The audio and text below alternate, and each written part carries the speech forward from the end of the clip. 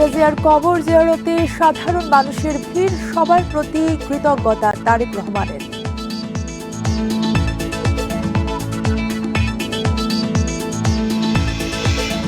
শোক বইয়ে খালেদা জিয়াকে ধৈর্যশীল রাষ্ট্রনায়ক হিসেবে বর্ণনা, দ্বিতীয় দিনের মতো রাষ্ট্রীয় শোক।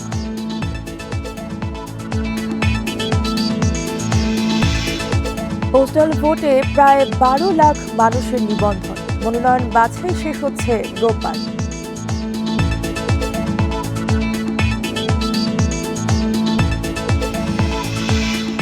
শিক্ষাবর্ষের প্রথম দিনেই নতুন বই পেল প্রাথমিকের শিক্ষার্থীরা, মাধ্যমিকে 58% সরবরাহ।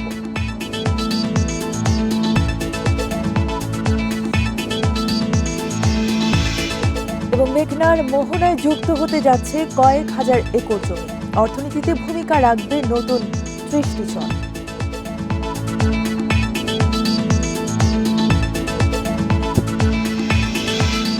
স্বাগত বিরোধীহীন সংবাদ দুপুরের সঙ্গে আছে তাসনিমে জান্নাত অর্থী। শিরোনাম শুনছিলেন, এবারে বিস্তারিত। সাবেক প্রধানমন্ত্রী বেগম খালেদা জিয়ার সমাধিস্থল সর্বসাধারণের জন্য উন্মুক্ত করে দেওয়া হয়েছে।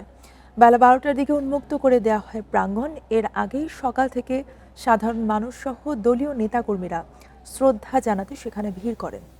বিজয় সরণি মোড়ে প্রবেশ মুখে ব্যারিকেড থাকায় অপেক্ষায় থাকেন তারা। সকালে সমাধিস্থলে যেতে না পেরে অনেকে সড়কে দাঁড়িয়েই দোয়া করেন।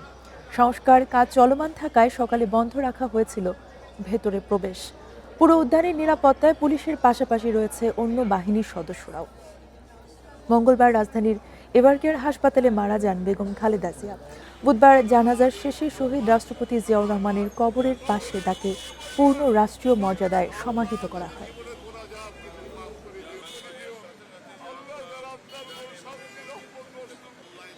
হাসপাতালে মৃত্যু সজ্জায় থেকেও সেরকম তিনি একাই লড়াই করে গেছেন। সেই কারণে মানুষ আজকে তার প্রতি যে ভালোবাসা দেখিয়েছে, শ্রদ্ধা দেখিয়েছে, আমরা কৃতজ্ঞ। উনি একজন অভিভাবক, সত্যিকারের মা হিসাবে। মা যেভাবে দেশে আমাদের জন্য অভিভাবক, ঠিক দেশের জন্য উনি মা হিসাবে অভিভাবকের মতো মায়ের দায়িত্ব পালন করেছেন। আপনাদের সামনে কথা বলতে আল্লাহর কাছে শুকরিয়া আদায় করছি।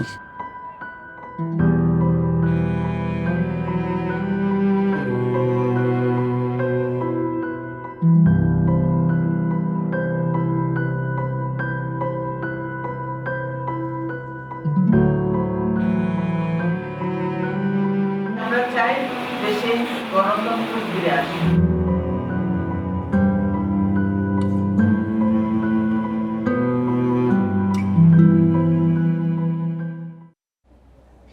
এ বিষয়ে আরো জানাতে জিয়া উদ্যান এলাকা থেকে যোগ দিচ্ছেন সহকর্মী আফসানা আফরোজ জুই। বেলা 12টার দিকে কিন্তু উন্মুক্ত করে দেওয়া হয়েছে সর্বসাধারণের জন্য বেগম খালেদা জিয়ার সমাধিস্থল। যারা শ্রদ্ধা জানাতে এসেছেন সেই মানুষদের ভিড় কেমন দেখছেন এবং কি বলছেন তারা?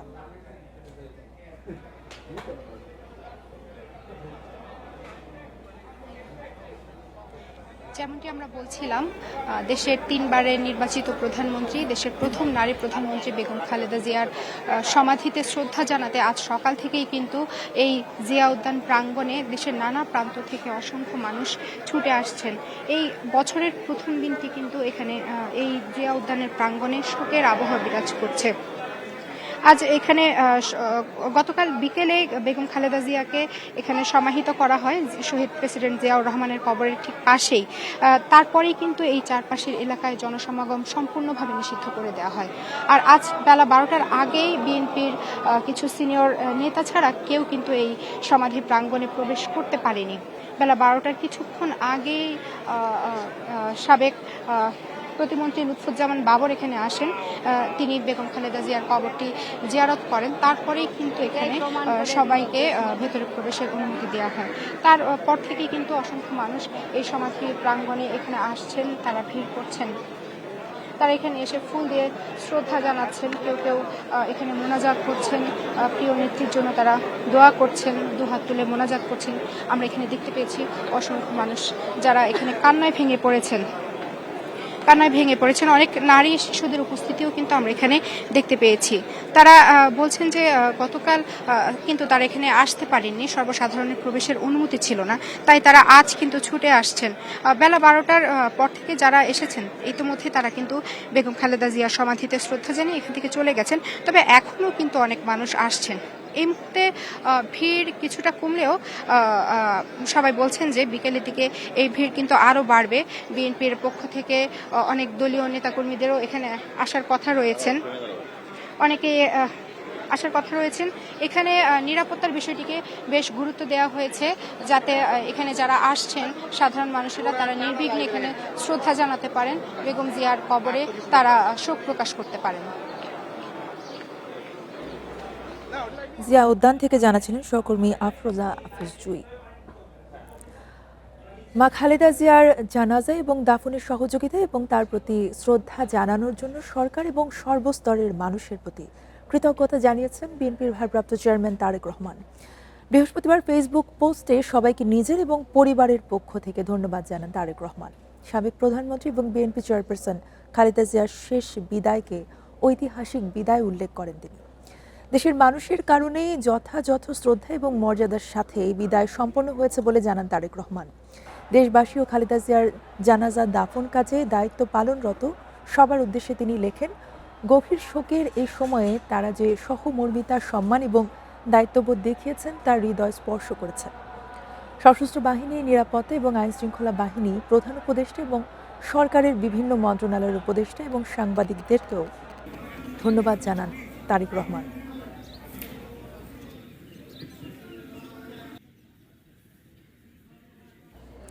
বেগম খালেদা জিয়ার মৃত্যুর শোককে শক্তিতে পরিণত করে বিএনপি দেশ গঠনে কাজ করবে বলে জানিয়েছেন বিএনপির স্থায়ী কমিটির সদস্য সালাউদ্দিন আহমেদ। দুপুরে রাজধানীর গুলশান কার্যালয়ের সাংবাদিকদের একথা জানান তিনি। পরে এক প্রশ্নের উত্তরে বলেন, বেগম খালেদা জিয়ার আসনে বিকল্প প্রার্থী থাকায় নির্বাচনী কাজে প্রভাব পড়বে না। দেশনেত্রী বেগম খালেদা জিয়ার শোককে শক্তিতে পরিণত করতে চাই, কিন্তু এটা দলীয় ভিত্তিতে নির্বাচনের কাজে আমরা ব্যবহার করার মতো এত সংকীর্ণ আমরা নই। যেহেতু আমাদের বিকল্প প্রার্থী সেখানে দেয়া আছে, তাদেরটা বাছাইতে যদি টিকে তাহলে তারাই প্রার্থী হবে। সাবেক প্রধানমন্ত্রী বেগম খালেদা জিয়ার মৃত্যুতে দ্বিতীয় দিনের মতো রাষ্ট্রীয় শোক পালন চলছে।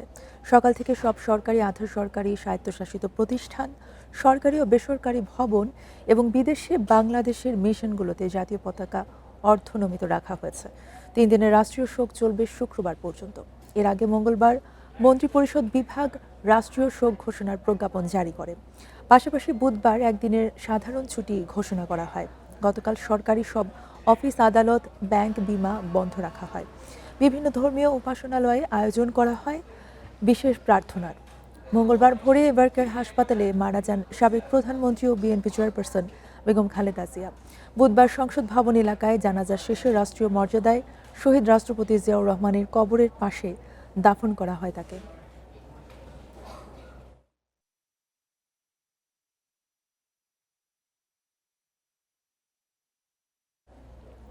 বিএনপি চেয়ারপারসন এবং সাবেক প্রধানমন্ত্রী খালেদা জিয়ার মৃত্যুতে 7 দিনের শোক কর্মসূচি পালন করছে বিএনপি। নয়াপল্টনে কেন্দ্রীয় কার্যালয়ে চলছে নেতাকর্মীদের শোক বয়ে স্বাক্ষর শেষে তারা বলেন, বেগম খালেদা জিয়া ছিলেন ধৈর্যশীল, ব্যতিক্রমী একজন রাষ্ট্রনায়ক। তার মতো রাষ্ট্রনায়ক পুরো এশিয়ায় বিরল।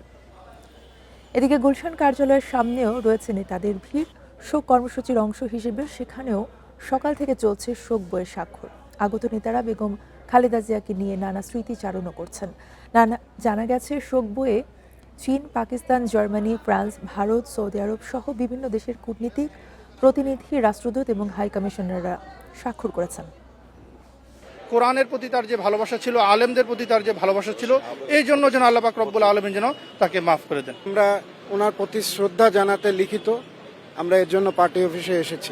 গণতন্ত্রের মা চলে গিয়েছে, এখানে আমাদের এই বিএনপি নয়াপল্টন অফিসে আমরা আসছি শোক বইয়ে স্বাক্ষর করার জন্য। টানটা থাকে, সেই মাতৃত্ব টান আমাদের ভিতর রয়ে গেছে এবং সেই কষ্ট থেকে আমাদের আসা, আমরা শোক বইতে স্বাক্ষর করেছি।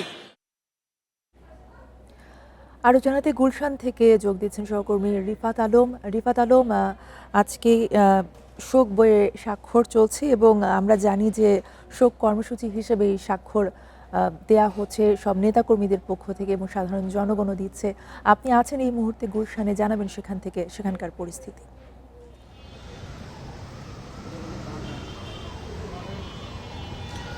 দেখুন, বেগম খালেদা জিয়া 3 বারের সাবেক প্রধানমন্ত্রী, তিনি গতকালই তার দাফন সম্পন্ন হওয়ার পর থেকেই বিকেল 4:30 থেকেই শোক বইয়ের যে স্বাক্ষর কর্মসূচি সেটা কিন্তু শুরু হয়েছে এবং বিভিন্ন দেশের রাজনীতিক কূটনীতিকরা এবং বিভিন্ন দলের নেতারা, বিশিষ্ট ব্যক্তিরা তারা কিন্তু শোক বইয়ে স্বাক্ষর করছেন এবং সেই ধারাবাহিকতায় আজকে এখনও গুলশান কার্যালয়ে সেই কর্মসূচি চলছে। পাশাপাশি বিভিন্ন নেতা এবং বিভিন্ন দেশের কূটনীতিকরা কিন্তু আসা যাওয়া করছেন এবং ভেতরে আজকে কিছুক্ষণ আগেই অর্থাৎ ঘণ্টাখানেক আগে এখানে বেগম জিয়ার স্মরণে এবং তার দোয়া মাগফিরাত করার জন্য দোয়া এবং মাহফিল হয়েছে, আলোচনা সভা হয়েছে, স্মরণ সভা হয়েছে, তাকে নিয়ে আলোচনা হয়েছে এবং সকাল থেকেই বলা যায় যে বিভিন্ন বিভিন্ন দলের নেতাকর্মীরা, বিদেশি কূটনীতিকরা এবং বিশিষ্ট ব্যক্তিরা কিন্তু একের পর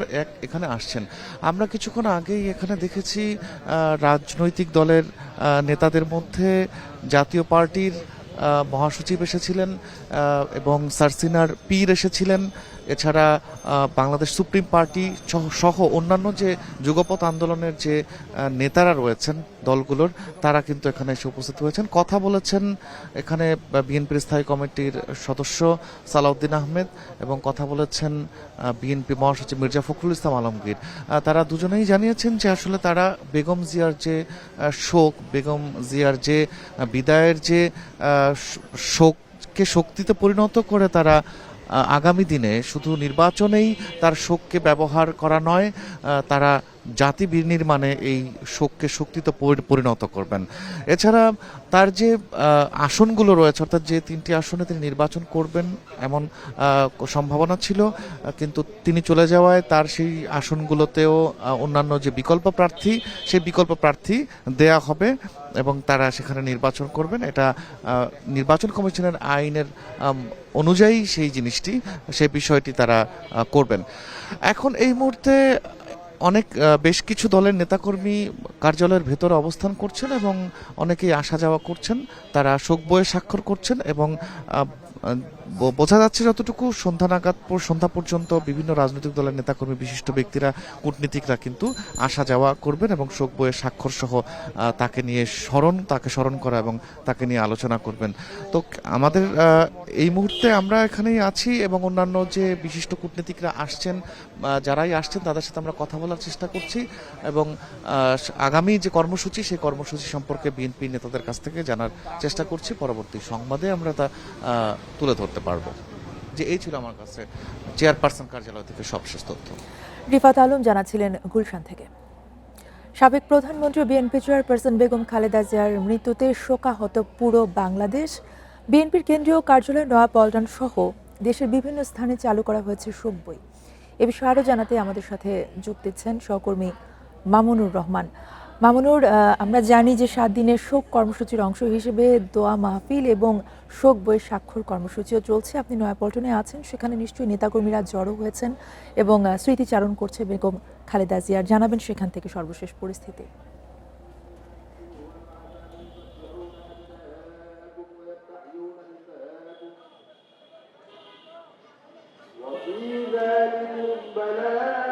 হ্যালো, শুনতে পাচ্ছেন আমায়? জি, আপনাকে শুনতে পাচ্ছি। হ্যালো, শোনা যাচ্ছে? হ্যাঁ, আপনি জানেন যে বিএনপি নেত্রী বেগম খালেদা জিয়া চলে যাওয়ার পরেই যে বিএনপির নয়াপল্টন কেন্দ্রীয় কার্যালয়ের সামনে কিন্তু তার স্মরণে, তার স্মৃতিতে, তার সম্মানে শোক বই রাখা হয়েছে। আর এই শোক বইয়ে নেতাকর্মী থেকে শুরু করে সকল শ্রেণী পেশার মানুষ, সর্বস্তরের মানুষ কিন্তু তাকে শ্রদ্ধা জানাতে, তার শোক বইয়ে সই করতে এখানে কিন্তু সকাল থেকে জমায়েত হচ্ছেন। আমরা এখানে আসছি আজকে সকাল 10টা থেকে সন্ধ্যা 6টা পর্যন্ত এই শোক বই স্বাক্ষর চলবে। আর এই শোক বইয়ের কার্যক্রম কিন্তু চলবে 7 দিন যাবৎ। আপনি জানেন যে আপসহীন নেত্রী বেগম খালেদা জিয়া গত 30 ডিসেম্বর ইন্তেকাল ফরমাইয়াছেন এবং তার এই চলে যাওয়ার পরে কিন্তু রাজনৈতিক অঙ্গনে শূন্যতা দেখা দিয়েছে। এখানে যারা নেতাকর্মীরা এসেছেন তাদের সাথে আমরা কথা বলেছি, তারা কিন্তু বলছিলেন যে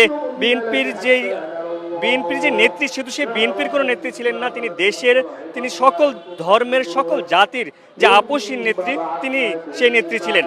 আপনি জানেন যে তিনি 3 বারের প্রধানমন্ত্রী বা বাংলাদেশের প্রথম নারী প্রধানমন্ত্রী ছিলেন এবং তিনি দীর্ঘদিন যাবৎ কিন্তু অসুস্থ ছিলেন এবং তিনি অসুস্থতা নিয়ে গত 23 নভেম্বর তিনি কিন্তু এভারকেয়ার হাসপাতালে ভর্তি হন এবং ভর্তির পরে কিন্তু তার অবস্থা সংকটাপন্ন হওয়ার প্রায় মাসখানেক কিন্তু তার চিকিৎসাধীন তিনি থাকেন এবং চিকিৎসাধীন থাকা অবস্থায় কিন্তু গত 30 ডিসেম্বর তিনি মারা যান। এখানকার যারা নেতাকর্মীরা এসেছেন তাদের সাথে আমরা কথা বলছি, তারা বলছিলেন যে গত 17 বছর তার উপর যে পরিমাণ নির্যাতন অত্যাচার করা হয়েছে সেটির প্রতিদান কিন্তু মানুষ তার ভালোবাসা দিয়ে দিয়েছে। বিগত সরকারের সময় যারা তার উপরে এই অত্যাচার চালিয়েছে তার জবাব কিন্তু তার জানাজায়, গতকালকে জানাজায় কিন্তু মানুষ তার ভালোবাসা দিয়েছে। লাখো লাখো মানুষের জানাজা অংশগ্রহণ করেছেন এবং এমন জানাজা বিগত কোনো ব্যক্তির ক্ষেত্রে হয়নি, এমনটি অনেকে বলছিলেন যে জিয়াউর রহমানের পর যদি কোনো এমন ভালোবাসা শিখতে হয়ে থাকে কোনো ব্যক্তি, সেটি বেগম খালেদা জিয়া, এমনটি বলছিলেন এখানকার নেতাকর্মীরা। এছাড়াও কিন্তু শুধু নেতাকর্মীরা যে এখানে এসেছেন তা কিন্তু নয়, এখানে সকল শ্রেণী পেশার মানুষ, সর্বসাধারণ, সকল ধর্মের সকলের জন্য কিন্তু উন্মুক্ত এবং সকলে কিন্তু আসছেন এবং এসে তার বই, যে স্বাক্ষর বই, শোকবার্তার যে বই, সেখানে কিন্তু স্বাক্ষর করছেন এবং তাকে নিয়ে 2-1টি লাইনও লিখছেন। তার যে স্মৃতিচারণ, বিভিন্ন জনের সাথে স্মৃতিচারণ, সেই লাইন কিন্তু লিখছেন এবং তার জন্য যে দোয়া, সেই দোয়ার ক্ষেত্রে কিন্তু এখানে একটু দোয়া চলছে এবং কোরআন খতমের যেই বিষয়টি সেখানে কিন্তু এটা চলমান রয়েছে এবং এটি চলবে কিন্তু আগামী 7 দিন। আপনি জানেন যে বেগম খালেদা জিয়া তিনি শ্রদ্ধায়, ভালোবাসায় গত 30 ডিসেম্বর তার গতকালকে তার যে জানাজা হয়েছে সেখানে কিন্তু লাখো লাখো মানুষের উপস্থিত ছিল এবং সেই উপস্থিতি তিনি বিদায় নিয়েছেন এবং এমনটি নেতাকর্মীরা বলছিলেন যে এমন নেত্রী হারিয়ে যাওয়ার এই সংকটপূর্ণ সময়, দেশের যে রাজনৈতিক যে সংকটাপন্ন সময়, সেই সময়টি কিন্তু বেগম খালেদা জিয়ার খুবই প্রয়োজন ছিল এবং সেই সময়টাতে কিন্তু তিনি চলে গেছেন এবং তারা আশা রাখছেন যে তার চলে যাওয়ার পর যে শূন্যতা, সেই শূন্যতা কিন্তু জনাব তারেক রহমান খুব সুন্দরভাবে এবং সুষ্ঠুভাবে তা পরিচালনা করতে পারবেন। তার যে উত্তরসূরি, যে মান সম্মান, যে মর্যাদা, সে মর্যাদা নিয়ে তিনি তার রাজনীতি যেভাবে পরিচালনা করছেন তা আরও দক্ষ হাতে পরিচালনা করবেন বলে এখানকার যারা এসেছিলেন তারা কিন্তু এমনটি বলছিলেন।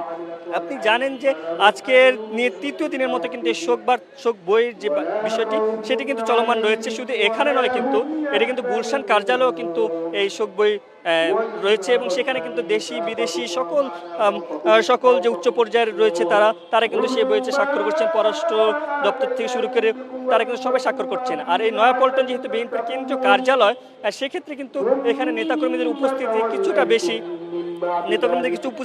এবং সর্বসাধারণের উপস্থিতি বেশি। সময় যত গড়াচ্ছে ততই কিন্তু নেতাকর্মীদের উপস্থিতি বাড়ছে এবং তারা বলছিলেন যে নেতাকর্মীদের ভালোবাসায় যেমন খালেদা জিয়াকে বিদায় দেওয়া হয়েছে, আগামীতে তার প্রতি যে সম্মান, তার প্রতি যে ভালোবাসা, তা কিন্তু অবিরাম থাকবে। নয়াপল্টন থেকে এই ছিল আমার কাছে সর্বশেষ। আমানুর রহমান জানাচ্ছিলেন নয়াপল্টন থেকে। সাবেক প্রধানমন্ত্রী বেগম খালেদা জিয়ার মৃত্যুতে সারা দেশে 2য় দিনের মতো পালিত হচ্ছে রাষ্ট্রীয় শোক। বিএনপির দলীয় কার্যালয়ে কোরআন তেলাওয়াত এবং দোয়ার পাশাপাশি জাতীয় পতাকা অর্ধনমিত রাখা হয়। কালো পতাকা উত্তোলন এবং কালো ব্যাজ ধারণ করেন নেতাকর্মীরা। এছাড়া সারা দেশে চলছে বিএনপির 7 দিনের শোক কর্মসূচি। 3 বারের প্রধানমন্ত্রী বেগম খালেদা জিয়ার মৃত্যুতে শোকাচ্ছন্ন সারা দেশ। বিএনপির চেয়ারপারসনের মৃত্যুতে রাজশাহীতে নেমে আসে শোকের ছায়া। তার রুহের মাগফিরাত কামনায় মালুপাড়া দলীয় কার্যালয়ে কোরআন খতম ও দোয়া মাহফিলের আয়োজন করা হয়। নেতাকর্মীরা কালো ব্যাজ ধারণ করেন। দলীয় কার্যালয়ে উত্তোলন করা হয় কালো পতাকা। রাজশাহী মহানগর বিএনপির পার্টি অফিসে দোয়া মাহফিল, তা গরিবদের খাবার বিতরণ এবং পার্টি অফিসে আমরা প্রথম দিন থেকেই কোরআন তেলাওয়াত করছি। বেগম খালেদা জিয়ার রুহের মাগফিরাত কামনায় রংপুর মহানগর বিএনপির উদ্যোগে দলীয় কার্যালয়ে অনুষ্ঠিত হয় কোরআন খতম ও দোয়া মাহফিল। নেতারা বলেন, বেগম খালেদা জিয়ার মৃত্যু জাতির জন্য অপূরণীয় ক্ষতি। তার আদর্শ নেতৃত্বই ভবিষ্যৎ প্রজন্মকে পথ দেখাবে। জেল খেটেছেন যিনি, অনেক ত্যাগ করেছেন। একজন নারী হয়েও তার এই ত্যাগ বাংলাদেশের মানুষ কখনো ভুলবে না। আপসহীনভাবে নেতৃত্ব দিয়েছেন, কারা অন্তরীণ হয়েছেন। তিনি এদেশের স্বাধীনতা, সার্বভৌমত্ব, গণতন্ত্রের জন্য এবং এদেশের মানুষের জন্য তিনি তার জীবনকে উৎসর্গ করে দিয়েছেন। সাবেক প্রধানমন্ত্রীর মৃত্যুতে শোক বার্তায় স্বাক্ষর করেন খুলনা মহানগর বিএনপির নেতাকর্মীরা। খালেদা জিয়ার আত্মার শান্তি কামনায় করা হয় দোয়া। এই বিদায়ে জাতির যে শূন্যতা সৃষ্টি হয়েছে, গোটা জাতি শোকাভিভূত। বরিশাল নগরীর সদর রোডে বিএনপি দলীয় কার্যালয় সহ পুরো নগরী ছেয়েছে শোকের ব্যানারে। শোকগ্রস্ত নেতাকর্মীরা। সকলের কাছে আমরা দোয়া চাচ্ছি, দেশনেত্রী বেগম খালেদা যেন বেস্ত নসিব করে আল্লাহ তাআলা। 3 দিনের রাষ্ট্রীয় শোক পালনের অংশ হিসেবে সরকারি, আধা সরকারি, স্বায়ত্তশাসিত প্রতিষ্ঠান সহ স্কুল কলেজে জাতীয় পতাকা অর্ধনমিত রাখা হয়। একই দৃশ্য দেখা যায় বিভিন্ন ব্যবসা প্রতিষ্ঠানেও। সোহেলি জাহান, ইন্ডিপেন্ডেন্ট নিউজ। আপনাদের সামনে কথা বলতে আল্লাহর কাছে শুকরিয়া আদায় করছি।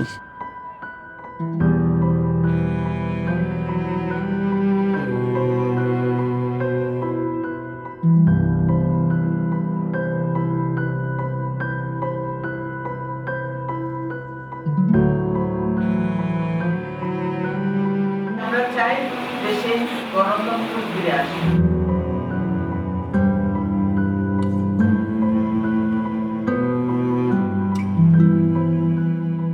আসন্ন জাতীয় সংসদ নির্বাচনকে সামনে রেখে সারা দেশে তৃতীয় দিনের মতো চলছে মনোনয়ন যাচাই বাছাই। চলবে আগামী 4 জানুয়ারি পর্যন্ত। তফসিল অনুযায়ী রিটার্নিং কর্মকর্তার সিদ্ধান্তের বিরুদ্ধে ইসিতে আপিল করা যাবে 5 থেকে 9 জানুয়ারি। ইসি আপিল নিষ্পত্তি করবে 10 থেকে 18 জানুয়ারির মধ্যে। মনোনয়নপত্র প্রত্যাহারের শেষ দিন 10 জানুয়ারি। এরপর আসন্ন নির্বাচনের চূড়ান্ত প্রার্থীর সংখ্যা জানা যাবে। 21 জানুয়ারি প্রতীক বরাদ্দের পর শুরু হবে প্রচারণা, চলবে 10 ফেব্রুয়ারি পর্যন্ত। 12 ফেব্রুয়ারি হবে জুলাই জাতীয় সনদ বাস্তবায়নে গণভোট এবং ত্রয়োদশ জাতীয় সংসদ নির্বাচনের ভোট গ্রহণ। এর আগে গত সোমবার শেষ হয় মনোনয়নপত্র জমা দান। সারা দেশে 300 সংসদীয় আসনে মোট 2582টি মনোনয়নপত্র জমা পড়ে।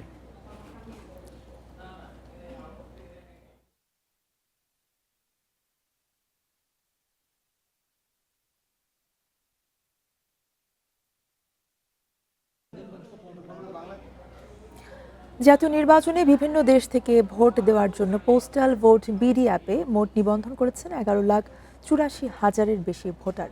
এর মধ্যে 5,04,000 বাংলাদেশ থেকে এবং বাকি অন্যান্য দেশ থেকে। এর মধ্যে 10,26,602 জন পুরুষ এবং 1,57,962 জন নারী। নির্দিষ্ট সময়ে সংশ্লিষ্ট প্রবাসীদের ঠিকানায় ব্যালট পেপার পাঠিয়ে দেবে নির্বাচন কমিশন। নির্বাচন ওয়েবসাইট থেকে এই তথ্য মিলেছে। এবারই প্রথমবারের মতো আইটি সাপোর্টেড পোস্টাল ব্যালটে ভোট নেওয়ার উদ্যোগ নিয়েছে ইসি। গত 19 নভেম্বর থেকে নিবন্ধন শুরু হয়ে চলবে 5 জানুয়ারি পর্যন্ত।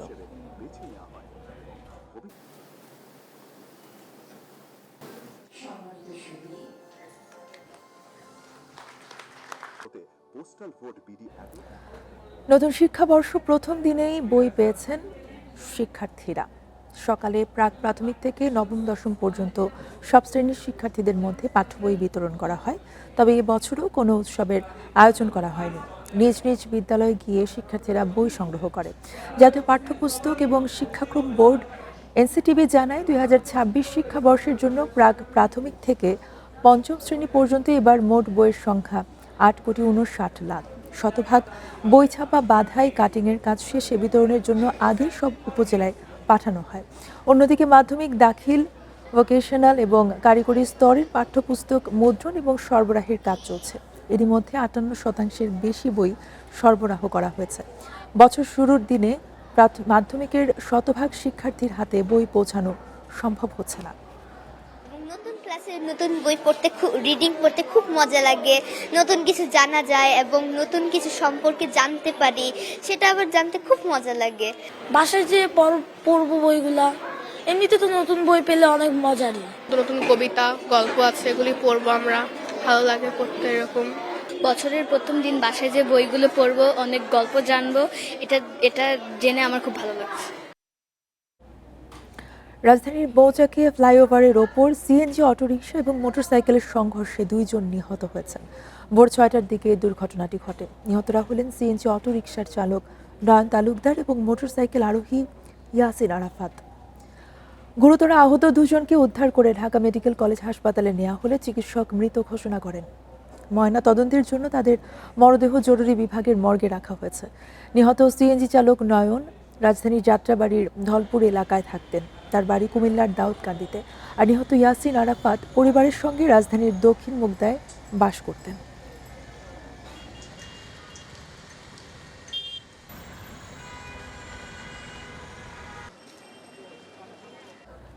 রাজধানীর পুঠিয়ায় হাটের মধ্যে ট্রাক উল্টে 4 জন নিহত হয়েছেন। গুরুতর আহত একজনকে হাসপাতালে ভর্তি করা হয়েছে। সকালে উপজেলার ঝলমলিয়া এলাকায় এই দুর্ঘটনা ঘটে। ফায়ার সার্ভিস জানায় সকালে কুয়াশার কারণে নিয়ন্ত্রণ হারিয়ে বালুবাহী ট্রাকটি ঝলমলিয়া বাজারের কলার হাটের ভেতর উল্টে যায়। এ সময় ট্রাকের নিচে চাপা পড়ে ঘটনাস্থলেই 4 জন নিহত হন। পরে গুরুতর আহত একজনকে উদ্ধার করে রাজশাহী মেডিকেল কলেজ হাসপাতালে পাঠানো হয়। হতাহতরা সবাই কলা ব্যবসায়ী। গাড়িটা হাটের মধ্যে ঢুকে যায়, এখানে 4-5 জন মারা যায়। আমার ভাই পরে শুনে যে আমার ভাই আছে ওখানে আনে, তো দেখে আমাদের ভাইয়ের পা নেই। পেশেন্ট তো একদম শকে, ক্রিটিক্যাল ইনজুর্ড। হাঁটুর নিচ থেকে 2টা পাই কাটা গেছে, ডান হাতও ল্যাসারেট ইনজুরি হয়ে আছে। পেশেন্ট এখনও শকে আছে। আমরা সাধ্যমতো চেষ্টা করছি রিকভারি করানোর জন্য। শরীয়তপুরের ডেমোডায় এক ব্যবসায়ীকে শরীরে আগুন দিয়ে এবং কুপিয়ে আহত করার ঘটনা ঘটেছে। গত রাত 9:30টার দিকে ডেমোডার কনেশ্বর ইউনিয়নের কেউর ভাঙা বাজারের কাছে এই ঘটনা ঘটেছে। পুলিশ জানায় খোকন চন্দ্র দাস কেউর ভাঙা বাজারের ওষুধ এবং মোবাইল ব্যাংকিংয়ের ব্যবসা করতেন। গতরাতে দোকান বন্ধ করে সারাদিনের বিক্রির টাকা নিয়ে অটোরিকশায় বাড়ি ফিরছিলেন খোকন। মাঝ রাস্তায় সন্ত্রাসীরা গাড়ি থামিয়ে তাকে কুপিয়ে আহত করে। পরে মাথায় পেট্রোল ঢেলে আগুন ধরিয়ে দেওয়া হয়। এ সময় খোকন সড়কের পাশে একটি পুকুরের মধ্যে ঝাঁপ দেন। আশপাশের লোকজন তার চিৎকারে ছুটে এলে পালিয়ে যায় দুর্বৃত্তরা। পরে স্থানীয়রা তাকে উদ্ধার করে হাসপাতালে নিয়ে যায়। সেখান থেকে খোকন দাসকে উন্নত চিকিৎসার জন্য ঢাকায় পাঠানো হয়। এ ঘটনায় এখনও মামলা হয়নি, আটক হয়নি কেউ। দোকান বন্ধ করে বাড়িতে আইতে লইছে 9টা বাজে রাতে। গায়ে পেট্রোল বোতল নাকি কেরোসিন দিয়ে আগুন দিছে, পেটে 3টা কুপ দিছে। ঠান্ডা মানুষকে লয় কোনো বেজার নাই, নিজে অল্প কামাই করে অল্প খায়, আর কোনো সময় ঠগায় না, মিথ্যা দান্দা কোনো কিছু না। আজ থেকে একীভূত 5 ব্যাংকের আমানতকারীরা তাদের জমানো টাকা তুলতে পারছেন। নবগঠিত সম্মিলিত ইসলামী ব্যাংক থেকে প্রাথমিকভাবে চলতি এবং সঞ্চয়ী হিসাব থেকে সর্বোচ্চ 2 লাখ টাকা উত্তোলন করা যাচ্ছে। আর যাদের আমানত 2 লাখ টাকার বেশি তাদের ক্ষেত্রে বাকি অর্থ তোলা যাবে কিস্তিতে। তবে কিডনি ডায়ালাইসিস এবং ক্যান্সারে আক্রান্ত রোগীদের ক্ষেত্রে এ শর্ত প্রযোজ্য হবে না। দীর্ঘ অপেক্ষার পর শেষ পর্যন্ত টাকা তুলতে পারবেন একীভূত হওয়া 5 ব্যাংকের আমানতকারীরা। 2026 সালের প্রথম দিন থেকে তা সীমিত পরিমাণে নগদ টাকা উত্তোলন করতে পারবেন। এক্ষেত্রে অগ্রাধিকার পাবেন ব্যক্তি আমানতকারীরা। বাংলাদেশ ব্যাংকের এক প্রজ্ঞাপন অনুযায়ী first security bank, social Islami bank, Exim bank, global bank ও ইউনিয়ন ব্যাংকের আমানতকারীরা প্রাথমিকভাবে চলতি ও সঞ্চয় হিসাব থেকে সর্বোচ্চ 2 লাখ টাকা উত্তোলন করতে পারবেন। 2 লাখ টাকার বেশি উত্তোলন করতে চাইলে 3 মাস করে বিরতি দিয়ে 1 লাখ টাকা করে সর্বোচ্চ 7 লাখ টাকা তুলতে পারবেন। টাকা তোলা যাবে নিজ ব্যাংকের চেক বই ব্যবহার করেই। আর কেউ টাকা না তুললে জমাকৃত আমানতের ওপর মুনাফা পাবেন। দীর্ঘদিন পর আপনারা আশার বাণী পেয়েছেন তা বলবো না, আশার বাণী অনেক আগেই আপনাদের তাদেরকে দেওয়া হয়েছিল, এই বাণীর এক্সিকিউশন দেখতে পাবেন। অন্যদিকে প্রতিষ্ঠানের অ্যাকাউন্টের ক্ষেত্রে 7 লাখ টাকার বেশি আমানত 5 বছর মেয়াদী মূলধনে রূপান্তরিত হবে। তার মোট জমার ওপর 3% হারে মুনাফা পাবে। ব্যক্তি পর্যায়ে 3 মাস মেয়াদী আমানত স্বয়ংক্রিয়ভাবে আরও 3 বার নবায়নের পর তোলা যাবে। আর 6 মাস থেকে 1 বছর মেয়াদী আমানত 2 বার নবায়নের পর তোলা যাবে ব্যাংক থেকে। এখন যেগুলো এফডিআর চলমান আছে সেগুলো তো এই মুহূর্তে চলমানই থাকবে। যেগুলো ম্যাচিউরড হয়ে গিয়েছে ওগুলো এই মুহূর্তে সেইগুলোতে বিপরীতে টাকা প্রদান করা হবে না, মূলত কারেন্ট অ্যাকাউন্ট এবং সেভিংস অ্যাকাউন্টের টাকাই দেওয়া হবে।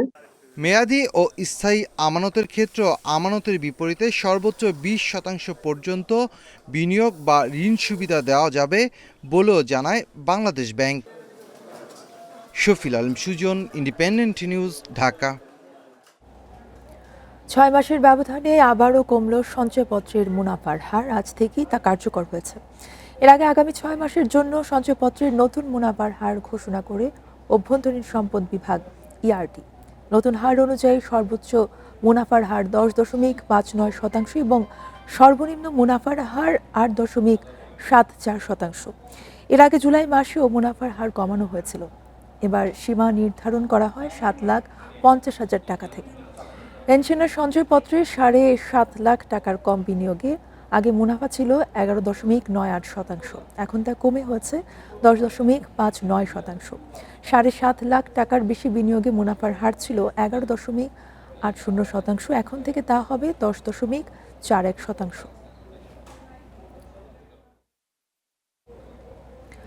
নতুন বছরের শুরুতেই দেশের বাজারে কিছুটা কমেছে স্বর্ণের দাম। ভরিতে 2,741 টাকা কমায় 22 ক্যারেট স্বর্ণের ভরির দাম এখন 2,24,000 টাকা। নতুন দাম আজ থেকে কার্যকর হয়েছে। জুয়েলার্স সমিতি বাজুস জানিয়েছে, স্থানীয় বাজারে তেজাবি স্বর্ণের দাম কমায় গ্রাহক পর্যায়ে দর সমন্বয় করা হয়েছে। নতুন দাম অনুযায়ী 22 ক্যারেটের স্বর্ণের দাম এখন 2,24,182 টাকা।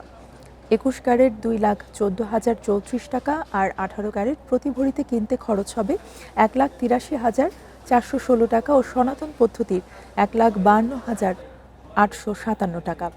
এর আগে 29 ডিসেম্বর ভরিতে 2,508 টাকা কমেছিল স্বর্ণের দাম। এদিকে অপরিবর্তিত আছে রূপার দাম। 22 ক্যারেট রূপার ভরি 6,065 টাকা। সর্বশেষ গত রোববার রূপার দাম বেড়েছিল।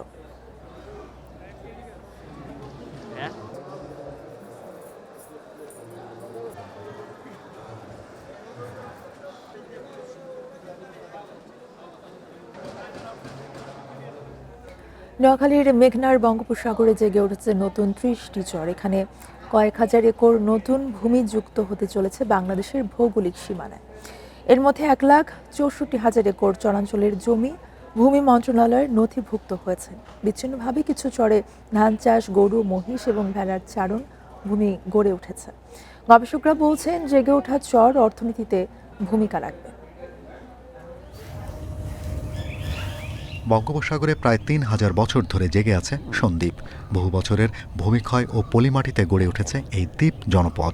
1989 থেকে 2025 পর্যন্ত 36 বছরে সন্দ্বীপের পাশেই জেগে উঠেছে ঝাঁঝার চর বা স্বর্ণদ্বীপ ও ভাসান চর। পরে ভাসান চরে রোহিঙ্গা শরণার্থীদের স্থানান্তর করা হয়। মহাকাশ গবেষণা ও দূর অনুধাবন কেন্দ্র স্পার্সোর গবেষণা চিত্র বলছে, প্রায় 4 দশক ধরে সন্দ্বীপ, স্বর্ণদ্বীপ ও ভাসানচর এক হচ্ছে। নোয়াখালীর হাতিয়া মেঘনা বঙ্গোপসাগর ঘেঁষে সবচেয়ে বেশি চর জাগছে। এখানে চর ঘাসিয়া, ঢালার চরসহ 4টি নতুন চরে জনবসতি শুরু হয়েছে। এছাড়া বেশিরভাগ বেলাভূমি, গরু, মহিষ, ভেড়ার চারণ এলাকা হয়ে উঠেছে। হাতিয়া দ্বীপের আশেপাশে এলাকায় এমন আরও 30টি নতুন চর এখন দৃশ্যমান। 2.5 বিলিয়ন টন প্রতি বছর আমাদের বঙ্গোপসাগরে পলি জমা হয়। আমাদের বাদাম, তারপরে সয়াবিন, ইভেন এবং দেখা যাচ্ছে ধানও খুব ভালো হচ্ছে। আমরা উড়িদচরে দেখা যাচ্ছে এখন প্রচুর ভালো ধান হচ্ছে। তো এই ধরনের ফসল উৎপাদনের ক্ষেত্রে একটা ভালো সুযোগ তৈরি হচ্ছে। আরও কিছু পরিকল্পিত আকারে সেখানে যদি টুরিস্ট স্পট গড়ে তোলা যায়, তাহলে বাংলাদেশে কক্সবাজারের পরে এটিও একটি অপার সম্ভাবনার দিক। জলবায়ু পরিবর্তনের বৈশ্বিক পূর্বাভাস বলছে, 2050 সালের মধ্যে দেশের প্রায় 17 ভাগ এলাকা প্লাবিত হয়ে হারাতে পারে 30 ভাগ কৃষি জমি। প্রায় 2 কোটি মানুষ বাস্তুচ্যুত হবে, যাদের নতুন ঠিকানা হতে পারে মেঘনার দক্ষিণ পূর্বে জেগে ওঠা নতুন ভূখণ্ড। অনেক জায়গায় নদীর ভাঙনের কারণে মানুষ উদ্বাস্তুতে পরিণত হচ্ছে, কৃষি জমি এবং বসত ভিটা সব নদীর গর্ভে বিলীন হয়ে যাচ্ছে এবং সেই মানুষগুলো যে আমরা ওখানে পুনর্বাসিত করতে পারি। এই চরগুলা যেখানে জেগে উঠছে, এই জেগে ওঠার জায়গায় দেখতে হবে যেন ইলিশের বা অন্যান্য মাছের মাইগ্রেটরি রুটগুলো বন্ধ না হয়। তাহলে সেই ক্ষেত্রে কিন্তু মাইগ্রেটরি রুটগুলো যেন চালু থাকে, সেইখানে প্রয়োজনে ড্রেজিং করতে হবে। হাতিয়ার দক্ষিণে আরও নতুন কিছু ডুবোচরের সন্ধান পাওয়া গেছে, তবে গবেষকেরা বলছেন নতুন চর বসবাস উপযোগী হতে অন্তত 40 বছর সময় লাগবে। Shahriar Anirban, independent news, Dhaka. ধূমপান ও তামাকজাত দ্রব্য ব্যবহার অধ্যাদেশ 2025 কার্যকর হয়েছে। নতুন আইনে এই সিগারেট, ভেপ, হিটেড টোবাকো এবং নিকোটিন পাউচ সহ সব তামাক এবং নিকোটিনজাত পণ্য সম্পূর্ণ নিষিদ্ধ করা হয়েছে। এছাড়া প্রকাশ্যে ধূমপান করার জরিমানা 300 টাকা থেকে বাড়িয়ে সর্বোচ্চ 2000 টাকা করা হয়েছে। সব পাবলিক প্লেস এবং গণপরিবহনে তামাক ব্যবহার নিষিদ্ধ, সব ধরনের বিজ্ঞাপন প্রচারণা বন্ধ, শিক্ষা প্রতিষ্ঠান, হাসপাতাল এবং শিশু পার্কের 100 মিটারের মধ্যে তামাক বিক্রি নিষিদ্ধ করা হয়েছে। অধ্যাদেশে তামাকের প্যাকেজিংয়ে বাধ্যতামূলক করা হয়েছে স্ট্যান্ডার্ড প্যাকেজিং। বিধান লঙ্ঘনে সর্বোচ্চ 6 মাস কারাদণ্ড এবং 5 লক্ষ টাকা জরিমানার বিধান রাখা হয়েছে।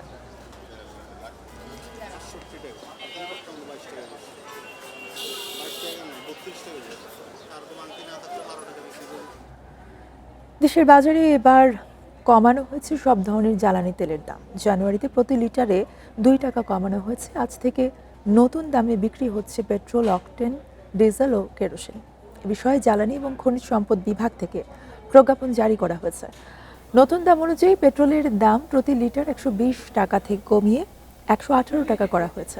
কেরোসিন 116 টাকা থেকে কমিয়ে 114 টাকা নির্ধারণ করা হয়েছে। আর অকটেনের দাম 124 থেকে কমিয়ে 122 টাকা করা হয়েছে।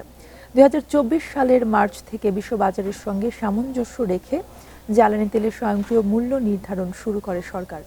সেই হিসেবে প্রতি মাসে নতুন দাম সমন্বয় করা হয়। এর আগে ডিসেম্বরে দাম প্রতি লিটারে 2 টাকা বাড়ানো হয়েছিল।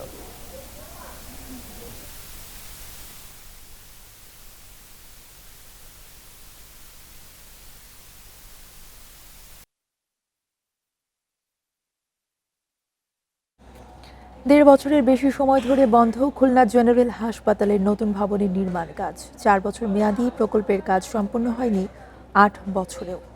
বর্তমানে পুরনো ভবনে অতিরিক্ত রোগীর চাপে ব্যাহত হচ্ছে স্বাস্থ্যসেবা। খুলনা জেনারেল হাসপাতাল কাগজে কলমে 250 শয্যার হলেও বাস্তবে মাত্র 110 জন রোগীকে সেবা দেওয়ার সক্ষমতা রয়েছে। প্রতিদিনই বাড়তি রোগীর চাপে হিমশিম খেতে হচ্ছে কর্তৃপক্ষকে। সেবা কার্যক্রম বাড়াতে 2018 সালের আগস্টে 6 তলা হাসপাতাল ভবন নির্মাণ প্রকল্পের কাজ শুরু হয়। 4 বছর মেয়াদের এই প্রকল্পের ব্যয় ধরা হয়েছিল 40 কোটি টাকা। করোনা ও দ্রব্যমূল্য বৃদ্ধির অজুহাতে 2021 সালে মেয়াদ বাড়িয়ে 2024 সালের জুন পর্যন্ত করা হয়। ব্যয় বেড়ে দাঁড়ায় 66 কোটি 40 লাখ টাকা। তবে এর মধ্যে সম্পন্ন হয়েছে 77% কাজ। আর গেল 1.5 বছর ধরে নির্মাণ কাজ পুরোপুরি বন্ধ। অর্থ বরাদ্দ দিয়ে দ্রুতভাবে যেন এই হাসপাতালটা নির্মাণ কাজ শেষ করে এই অঞ্চলের গরিব অসহায় মানুষের সেবা যেন অব্যাহত রাখা যায়, এটাই আমাদের দাবি। এখন পুরনো ভবনে রোগীর চাপ বাড়তে থাকায় ব্যাহত হচ্ছে চিকিৎসা সেবা। 250 বেড কাগজ কলমে থাকলে আমাদের 110 জন রোগী বেশি আমার এখানে রাখার এখন ক্যাপাসিটি নেই। সেক্ষেত্রে অনেক দিন অনেক রোগীকে আমাকে ফেরত দিতে হচ্ছে। আউটডোরে প্রায় 1400 থেকে 1500 রোগী আসে, ইমার্জেন্সি প্রায় 1 থেকে 150 রোগী আসে। তত্ত্বাবধায়ক জয়েন করার পর থেকে আমি এটা খুব ফিল করছি এই বিল্ডিংটা খুব অতি দ্রুত হওয়া উচিত। অসম্পূর্ণ কাজ শেষ করতে নতুন করে একটি প্রকল্প নেওয়া হয়েছে। অনুমোদন পেলেই নির্মাণ কাজ শুরু হবে বলে জানিয়েছে গণপূর্ত বিভাগ। বাংলাদেশ সরকার অসম্পূর্ণ কাজগুলো নিয়ে একটা প্রকল্প গ্রহণ করেছে। প্রকল্পটি অনুমোদন হলে নতুন করে দরপত্র আহ্বান করে এই 6 তলার অসম্পূর্ণ অংশ এবং এর ঊর্ধ্বতন সম্প্রসারণ 7 এবং 8 তলা সহ যাবতীয় কাজ সম্পাদন করা হবে। এদিকে স্থান সংকুলান না হওয়ায় হাসপাতালের অপর পাশে টিন শেডে চলছে বহির্বিভাগের কার্যক্রম। Independent news. দেশের 17 জেলায় বইছে মৃদু শৈত্যপ্রবাহ। ঘন কুয়াশা এবং বাতাসের কারণে বেড়েছে শীতের তীব্রতা। যশোরে সর্বনিম্ন তাপমাত্রা রেকর্ড করা হয়েছে 7.8 ডিগ্রি। সবচেয়ে বেশি দুর্ভোগ পোহাচ্ছে ছিন্নমূল এবং খেটে খাওয়া মানুষ। গোপালগঞ্জে দ্বিতীয় দিনের মতো বইছে মৃদু শৈত্যপ্রবাহ। হিমেল হাওয়া ও কুয়াশার দাপটে সকাল থেকে সড়কে মানুষের উপস্থিতি কম। রোজগার কমায় দুর্ভোগে নিম্ন আয়ের খেটে খাওয়া মানুষ। তীব্রতা এতই বেশি হয়, ঘর থেকে বেরোনো যায় না। তারপরও জীবন জীবিকার জন্য বাসায় মা বাপ আছে। গোপালগঞ্জে এই তীব্র শীত আমার জীবনে প্রথম দেখলাম। ঠান্ডার ভিতরে ব্যবসা করতে আসছি, এই শীতে মানুষ বাইরে নাই, লোকজন নাই, রাস্তাঘাটে খুব খারাপ অবস্থা। আমাকে দুদিন ধরে মৃদু শৈত্যপ্রবাহ বয়ে যাচ্ছে চুয়াডাঙ্গা ও মেহেরপুরেও। ঘন কুয়াশা ও হিমেল বাতাসে বেড়েছে শীতের অনুভূতি। শীতজনিত রোগ বাড়ায় হাসপাতালে বেড়েছে রোগীর চাপ। এছাড়া কুয়াশায় বীজতলা ও অন্য ফসলের ক্ষতির সংখ্যায় কৃষক। সকালবেলা কুয়াশার জন্য কিছু দেখতেই পাই না। যেমন গাড়ি চালিয়ে যদি আসি বা হেডলাইট জ্বালিয়ে সামনের অংশটুকু কোনোভাবে দেখা যায় না। আমরা ডবল জামা কাপড় পরেও এই শীত কাটাতে পারছি না। চড়া তাপমাত্রা আসলে অনেকটা নিম্নে আছে। দেড় সপ্তাহ পর ফের শৈত্যপ্রবাহ বইছে সর্ব উত্তরের জেলা পঞ্চগড়ে। তবে সকালে দেখা মিলেছে ঝলমলে রোদের। এর বিপরীত দৃশ্য লালমনিরহাটে। দুপুর পর্যন্ত বৃষ্টির মতো ঝরে কুয়াশা। দিনাজপুরে কুয়াশার দাপটে বৃষ্টিসীমা কমে যাওয়ার কারণে দিনের বেলাতেও হেডলাইট জ্বালিয়ে চলে যানবাহন। আমার ঠান্ডাতে বাসি না বাবা, আমার জ্বরতে বাসি না, ঠান্ডাতে বাসি না। আমরা ভাত খাওয়া খিচুড়ি খেয়েছে, মুখ টুক চোখ টুক ফুলছে। প্রচণ্ড ঠান্ডা পড়তেছে। এই হাড় কাঁপানো ঠান্ডার মধ্যে আমরা যারা খেটে খাওয়া মানুষ, আমাদের খুবই কষ্ট হয়। টানা পঞ্চম দিনের মতো পটুয়াখালীতে বইছে মৃদু শৈত্যপ্রবাহ। তীব্র শীতে চরম দুর্ভোগে চরাঞ্চলের মানুষ ও গভীর সাগরে অবস্থানরত জেলেরা। রেশমি নন্দী, ইন্ডিপেন্ডেন্ট নিউজ। এই ছিল এখনকার সংবাদে। ইন্ডিপেন্ডেন্ট টেলিভিশনের আরও খবর জানতে চোখ রাখুন ফেসবুক, ইউটিউব এবং এক্সে।